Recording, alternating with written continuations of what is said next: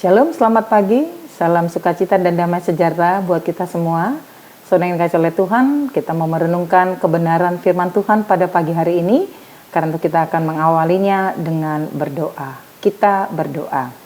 Bapa kami di sorga, terpujilah Engkau, Allah kami yang hidup, kekal sampai selama-lamanya.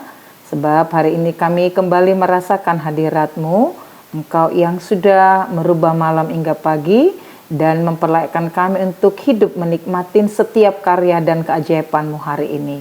Kami berdoa supaya Tuhan menolong kami ketika kami akan mendengar dan merenungkan kebenaran firman-Mu. Bapa, terima kasih, ini doa kami kepadamu ya Tuhan.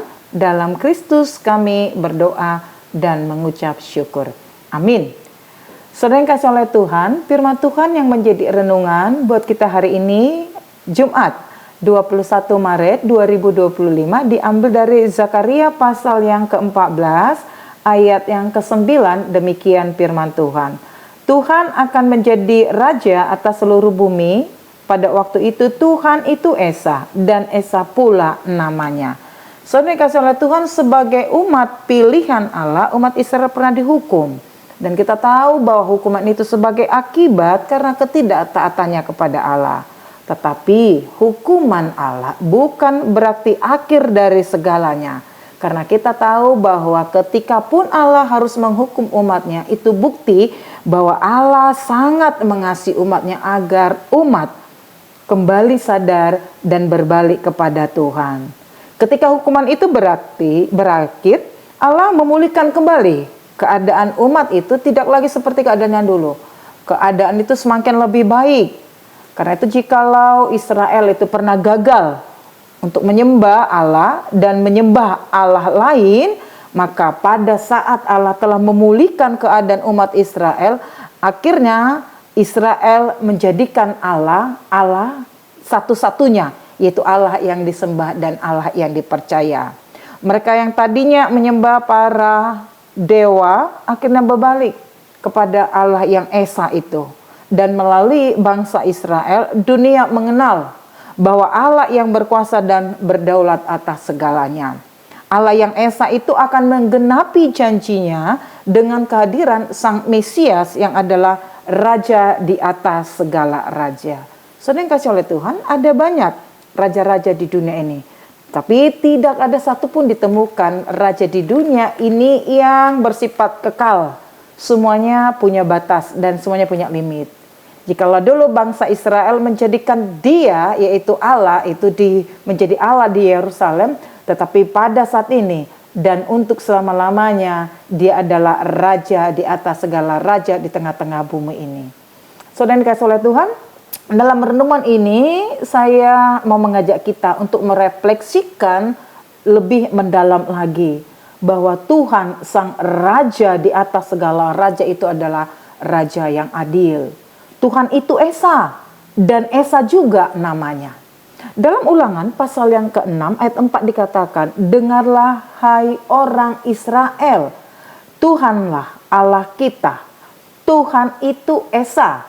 Tuhan yang Esa itu berasal dari kata bahasa Ibrani yang berarti Ehad, yang artinya satu. Berarti kita punya satu Allah. Dan dalam bahasa aslinya tertulis El Ehad atau Elohim Ehad, yang berarti satu Allah.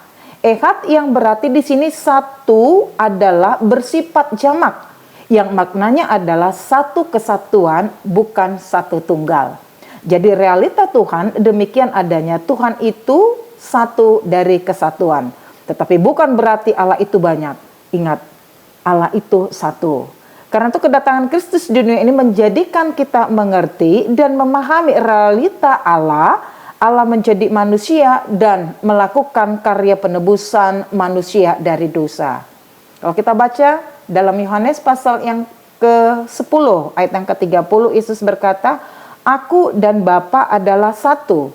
Dari ayat ini kita dapat memahami bahwa Allah itu Esa.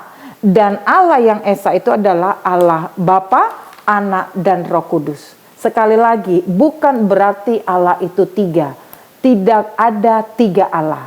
Tetapi Bapa, Anak, dan Roh Kudus adalah satu. Dan ketiganya itu adalah Tuhan yang Esa.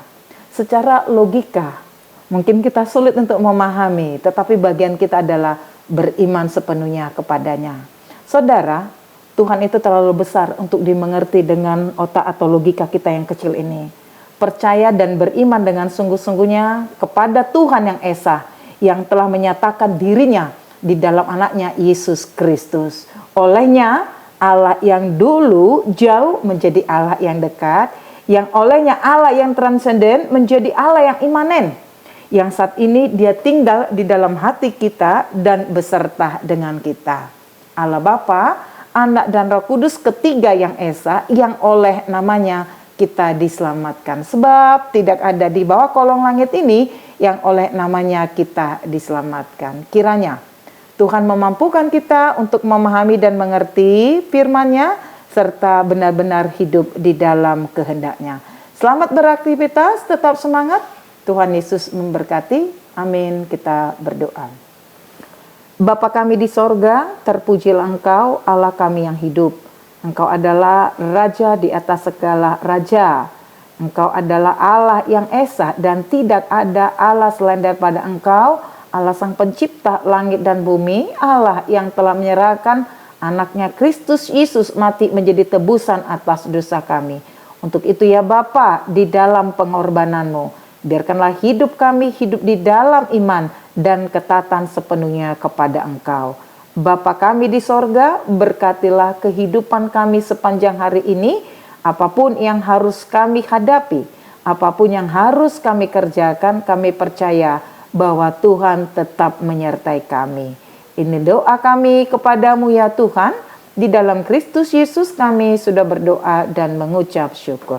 Anugerah Tuhan kita Yesus Kristus, kasih setia dari Allah Bapa, serta persekutuan daripada Roh Kudus kiranya menyertai saudara sekalian. Amin.